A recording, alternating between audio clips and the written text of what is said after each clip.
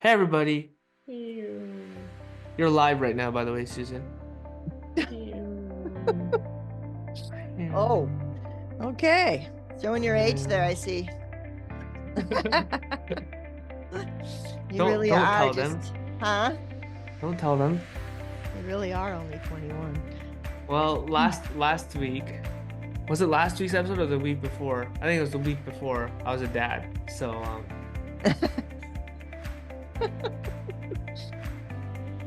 Okay. All right. welcome back everybody to another episode of Teen Talks. Yes. I love that voice you're using right there. It's cool. Yeah, I'm channeling my inner father. Um, no, seriously, welcome back everybody. We're glad that you're coming back to join us for another episode of Teen Talks. Susan, what are we going to be talking about today? Well, this just came to me because the world right now is pretty darn crazy. So much going on, and you can't escape it because it's everywhere. It's Mm, everywhere, and our kids are seeing it and they're feeling it. And so maybe you don't see it on the outside, but on the inside, most of our teens are scared and they don't know what's going on with their body. Their body's changing, their brain is remodeling, according to Dr. Siegel, and they're scared. And what do we do about that? So I think that's what we should talk about today because I'm really like concerned about our yeah, kids. So yeah, yeah. you know, Let's break it down. Let's break it down a bit. So there's this concept of fear, right? There's a mhm, lot of fear within teenagers, and a lot of fear comes from the unknown, right? We're yes. afraid of things that we don't know, right? The uncertainty of things. And that unknown, like you said, it comes from different aspects, right? It comes from physiological change as human beings develop, especially in teenage years, right? The body changes. It's their like transition from being kids to becoming adults. And then there's the brain that's also developing. I think the brain develops for, until the age of, I don't know if it's 26 20 now. something, 26 now. 26, Yeah. 26 years old. So there are all these different changes that are That means your happening. brain's And still developing. Guess what? You're still, yes, it's still happening to you. let's go. That means there's hope. I can still be smart one day. Let's go. Yeah. But yeah, I mean, there are these constant changes and there's an evolution that's happening, right? That is more apparent with teenagers than it is with adults. And that's the scary part because I don't think that teenagers even know what is going on most of the time. I mean, sure, they are told about it and stuff, but there are things that are happening and feelings that they're feeling and emotions that, are coming their way that they don't know like how to justify. They don't know how to explain. They don't know what's going on. And I think that is what's scaring them, right, Yeah. Susan? Yeah, for sure. I mean, think about their emotions. We all know the teenagers are crazy or they're whatever, their emotions are all over the board, right? I mean, parents, you've experienced this. And we don't go back and think of when, I mean, I was a teen. My emotions were all over the board. I've talked about this before in the podcast. It's just, I say things you don't mean and do things you don't mean and don't even know what you're doing half the time. And it's just, it's just part of the process. And it's scary because you don't know why you're doing this and you don't know why you're feeling this way or, whatever. And I think now it's worse because of all of the availability and access to everything. Mm, Everything's out there. I mean, they see it all everywhere. yeah. I think you just mentioned when we were talking before about how, your parents, your grandparents, they didn't experience that because they didn't have all Yeah. this stuff coming at them. They Yeah. were in their world, right? Mm-hmm. And it's harder. So the Yeah. reason the reason this is so important is we need to be the parents, we need to be their rock Mm, because they're going through so much. And even if Yeah. they don't say they're scared, they are. Mm-hmm. Yeah. Yeah. And like I think that's such an important point to, to talk about because with all of this uncertainty that's going on, right, in your teen, they need to have something that they can rely on, right? Hmm. And hopefully that something is you. But that entails so many things. It entails, your teen feeling safe, opening up with you and feeling okay to talk to you and have conversations with you. It entails you creating that safe environment for them and letting them know that, you're there for them. And, you know, it's not an easy thing to do because like I think as many of you know, teenagers seem to go through this phase where they rebel against Hmm. their parents, right? Yeah. And it's almost like it's some weird coping mechanism, and they explain it like really well scientifically. It's this fight or flight response, right? Yeah. Where they feel threatened because they don't know what's going on, and either they'll fight, so they'll rebel, or they'll just take off, they'll ignore you, they'll shut themselves in their room, and they have that response. It's a natural thing that they're doing. Right. And I think understanding like it's not against you. It's just that they have no idea what's going on inside of them. So for them to even, put it into words to express it, it's hard. It's really hard for them. Well, and that's the other thing that Dr. Siegel says in Brainstorm is that they don't have the language. They Yeah. don't have that Mhm. language to express what it is they're feeling or to tell you anything. They just There we don't know go. how to do it yet. It's Yeah. not there. There we And go. so we as parents need to realize that instead of they're crazy or stop behaving that way or anything like that, that this is normal behavior and they need you to be their rock. They need you to be there no matter what. They need you to understand. They need to know that you are you're their like safety net. Yeah. You're Their their safety pillar. net. Yeah. You know, so I just became the matriarch of my family, which is an interesting feeling. So I lost my mom at 20, and then my dad passed away. It's been almost 9 years now. And when my dad passed away, even at my old age, it was like, oh, my safety net's gone. Mm, I don't have a safety net anymore. I always knew, and I hope you'll be this for your teenager and as they grow older, that you'll always be their safety net, even when they're old like me. yeah. You know, my son's going Hmm. through a lot of stuff right now. He's older, but he's going through a lot of stuff right now. And I'm his rock, you Yeah. know? He's like, he'll call me up and say, Mom, I just need a hug. Or Mom, can you just come over here? Because he doesn't live with me anymore. Um, Hmm. so Yeah. being that rock, that safety net is extremely important.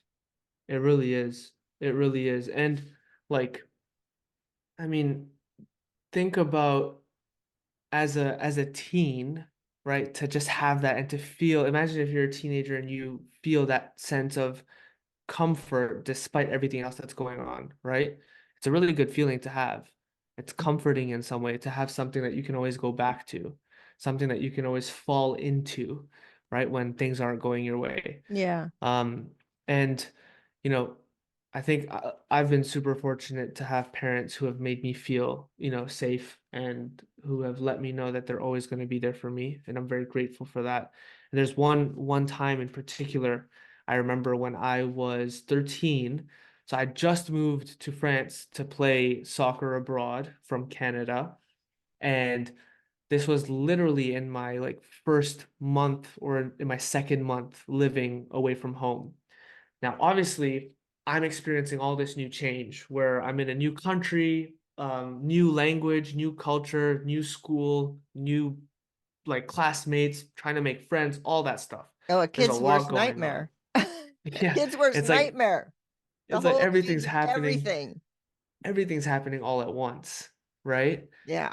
And there's something silly that happened. I mean, I think I had like one of the guys who I was kind of hanging out with and who was part of like our group of friends. I was wearing glasses because I actually have glasses, by the way, for everyone who doesn't know. But I was wearing my glasses and he was like, "Oh, can I try your glasses on?" So I was like, "Yeah, of course," because I don't really like I don't need them to see all the time. It's just like to see like distance. So I gave him my glasses and then he just went off and like he started playing like basketball or something like that. And I was like, it's fine. Like I trusted him. I knew he was gonna give them back to me. And then like 20 minutes later, he comes back and the glasses are broken. And he was playing basketball and I think they got knocked off and then someone stepped on them and then boom, broken. And I don't know what it was, but for some reason that was like the one thing that just broke me. Like Mm. I got home after school and I just started crying because I was like, what do I do? Yeah, you've I know already that like had my so much built up of all this yeah, new, it's like new, unknown. exactly. Yeah, you And hit the rock. I'm what do I do now? It was just a pair of glasses, but I was thinking about all these things. I was like, well, I'm away from home. I can't go back to Canada and get new glasses. You know, like my parents, they got me these glasses to begin like all this stuff was going on. And I just remember I called my parents. I just started crying and I told them a story. They were like, "Look, don't worry about it. We'll send you a new pair. We have all the information. We'll get it sorted for you. Don't worry about it. It's okay." And I remember after that conversation, I just felt better, Yeah. and that was super important for me. And it's so interesting how it was just that one little thing, because it's not in looking back on it, especially, it's not a big deal. I mean, happens It was to you like then. accidents and all that stuff. But at that moment, Yeah. it was the one thing that just like took everything overboard, and I was like, that's it. It was my breaking point. Um, but yeah, it's Well, and I think for teens as well is that, or adolescents, whatever you want to call it, um, is that things that normally would be small to everyone else who are older yeah. or a littler because they don't get it. They're just like, whatever. For the teenager, little things can just become huge Mm. because they don't know how to process or whatever. That So and also like in my situation, it wasn't that all right. Sorry about that. We're celebrating oh, New Apple, Year's again. iPhone.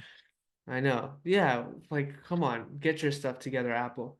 Anyways, no, I was saying like in my situation, it was not that I wasn't able to process what was going on. It was more of like there were so many things that were stacked up, and this was just the one thing that was too much. Hmm. It tipped the scale, right? So it's like sometimes it seems like I feel teenagers like they'll react to these little things, I right? see what you're saying. Yeah. But it could be like it's like the iceberg analogy, right? Where you see the tip of the iceberg above the water, but then that thing is like so far deep, right? There Yeah. are all these things that you can't see because it's all below the surface. And Hmm. then above the surface you see this little thing, but below there's just a bunch of stuff that's just stacked up. And they might not want to talk to you about it, but I think it's good to just know that that could be one of the reasons why they're lashing out or they're reacting or they're shutting themselves in their room or they're Yeah. talking back. Um, and once again, it's most of the time it's not your fault. It's just Mm-mm. they're trying to figure out what's going on inside of Yeah. their mind, inside of their body, right? And as parents, we need to be really careful, Mm, which is hard when you're in the moment because you just are like, gosh, they're driving me crazy, or why are they talking to me this way, or whatever. To yeah, really just go, they're just struggling, and I need to not do anything other than just say, and be there. And yeah, okay, I'll give you a hug, or even though you're mad at me, hey, I get it. Again, ego at the door, because we mm, got to be the rock for them. yeah, And they'll thank you for it in the end. I mean, honestly, yeah, I mean, for me, and I'm sure most parents who are listening right now, your desire is to have a relationship with your child long into adulthood, for the rest of your life. And so it starts here. It starts yeah, here to know that you are their rock, hmm just like my dad was my rock for me, yeah, you know? yeah. So Yeah. I'll piggyback off of that. Like my mom calls me every day because I live like I'm in France still, so she calls me every day, and I look forward to when she calls me because we just have a fun time. Like, we're just silly together, and we just like, we always Yeah. laugh. And it's nice to have that, right?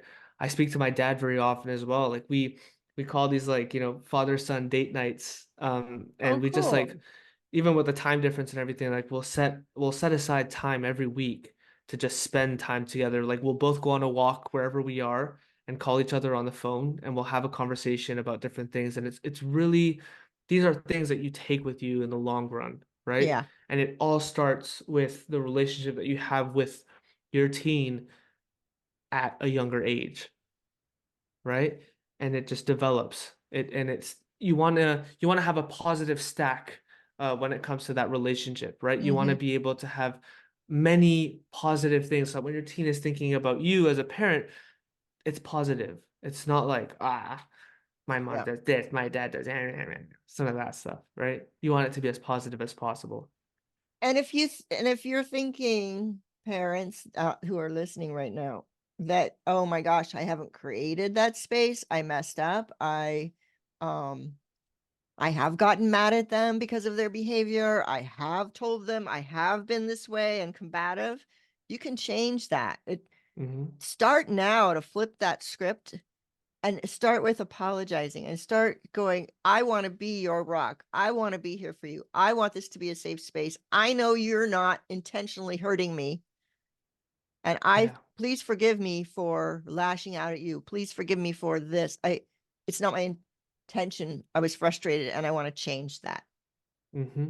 You know, parents, you don't have to be right all the time. You don't have to be the one that's up here. We've talked about this before, is to be there. Be Yeah. their rock. I keep saying that Yeah. because it just, for me, it seems just like I can picture it. I can just No, and picture it. it's so I true. need my rock to, or my Yeah. comfort zone. You need to be their comfort zone. Yeah. It's so true. So Yeah. anyway, so thank you for listening. I hope this gave you something to think about and maybe try out with your teen. If you're not doing it already, it's time to like really take the effort to make sure your teen feels like you are their rock, you're their safety net. Yeah. 100%. Yeah. Alrighty. Thank you so much. We'll see you all next week. Feel free to like, to subscribe, to comment, do whatever you want. Ask us questions. You can email Susan, DM me. You actually even DM Susan because she's becoming pretty tech savvy nowadays with all of Better. the reels that she's posting, which you should also check out.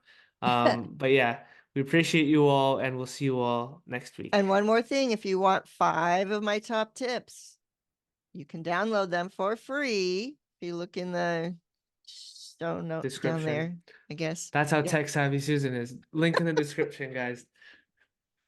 Yeah. So, All right, awesome. Yeah, please download that. It's free value. It's really good stuff, and it can help you out a lot. yeah. 100%. And then if Yeah. you found this valuable, please share it. Please Mm, like, subscribe, all those things. Um Dealing with the YouTube and social media um algorithms is quite a thing to learn.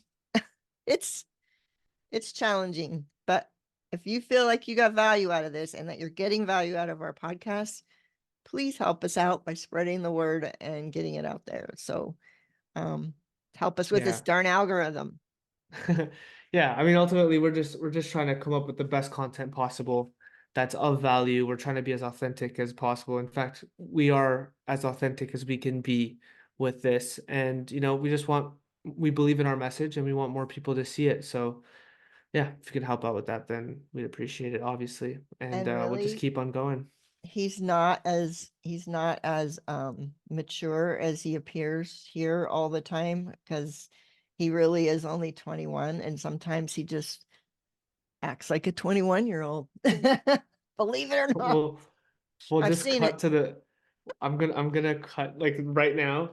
you guys will all see this. I'm gonna cut to like how we initially started the podcast. Oh, okay. Yeah, you guys can see how mature I really am. But you gotta have fun with it, right? When can you act like that? No, remember my new thing for this year is more fun. I'm going to be more fun. So I should start acting like you do and just let it Yeah. All right. So let's go. Susan, together. Let's go. Come on. go. There we go. All right, that feels a little weird, but all right. All right.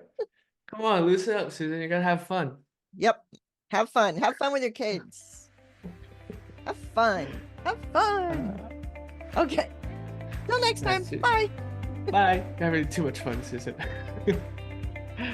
All right. Bye.